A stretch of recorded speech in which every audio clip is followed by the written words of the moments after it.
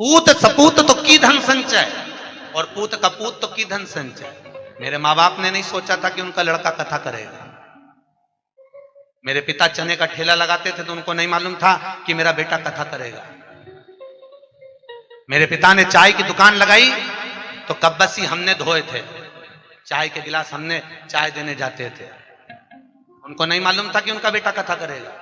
जब उनको नहीं मालूम था कि उनका बेटा क्या करेगा तो हमको क्या मालूम कि हमारा पुत्र आगे जाकर क्या करेगा। इसलिए अपने कर्म स्वयं लिखा कर मनुष्य पैदा होता है, उसके भाग्य में कितना है उसको मिल जाएगा। इसलिए कभी हमने अगर आपको कथा में जितनी बात कहते हैं उतना अपन भी स्वयं अमल कर कर चलते हैं। आप चिंता मत करना, आपके लिए है सर्वस्व।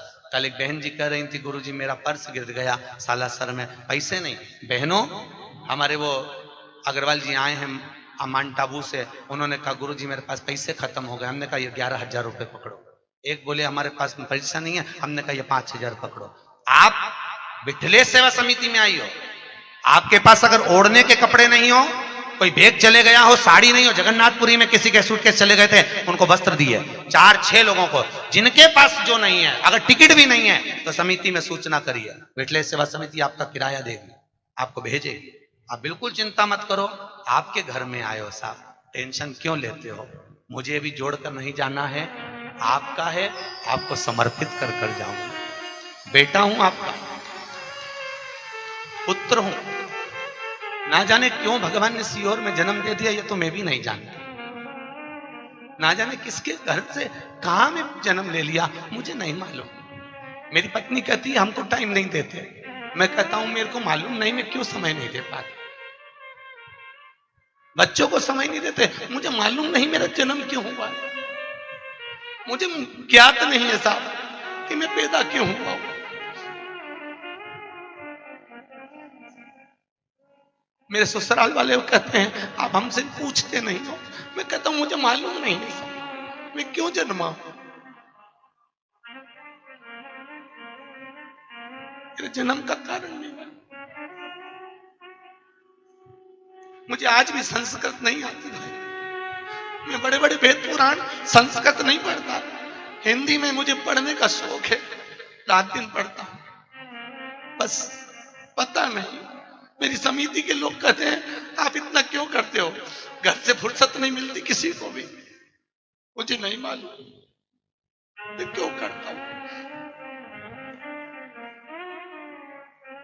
मुझे ज्ञात नहीं है।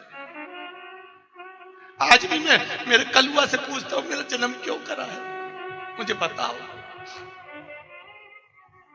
ना जाने क्यों जन्म। जो जोड़ता हूं साल भर प्रयास करता हूं वो आपको परोसा जाए साहब। 1121 में नहीं हो सकती साहब व्यवस्था। मेरे जजमानों का भगवान को भला करे साहब, पसार पसार के देते हैं, खर्चा कर कर चले जाता हूं। अटैची लेकर आता हूं, उस अटैची को आपके सामने झटकार के दिखा देता हूं, आपने जो दान दिया वो कहां लग जाता। खूब बस एक निवेदन है, खूब भजन करो साहब, खूब करो। धन नहीं है ना, इस्माइल देना।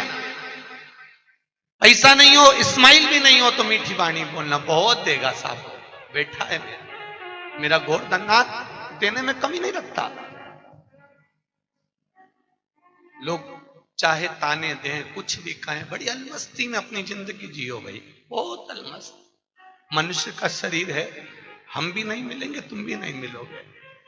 चले जाता है उसको लोग 10 दिन 8 दिन याद करते हैं, उसके बाद कोई याद नहीं करता। और सत्संग से जाने के बाद आपको लोग याद करेंगे कि कोई मिली थी, कोई मिला था। बहुत प्रेम से जीवन जियो साहब,